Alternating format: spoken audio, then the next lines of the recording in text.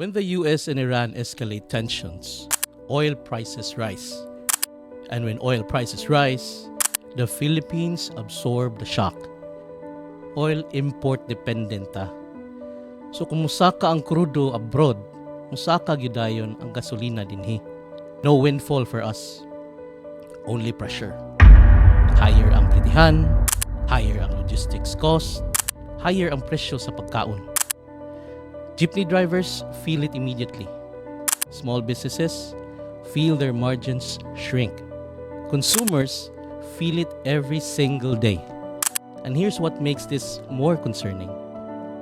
This spike we are experiencing is driven largely by geopolitical risk, fear of disruption, not full supply collapse.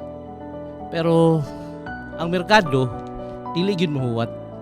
Markets price fear instantly, and that reveals a structural weakness. We are still highly exposed to energy shocks we do not control. Bisag dili ta apil sa gubat, pero apil man tas gustuhon. So the real issue is not today's price hike. No. The real issue is this.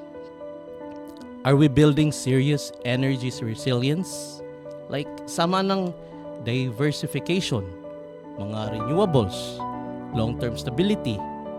Or are we simply preparing to survive the next crisis again? Because in today's world, energy is not just fuel, it is leverage.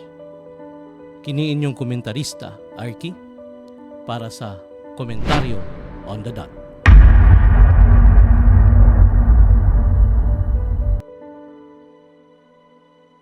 TV is a proud member of Philippine Press Club Incorporated.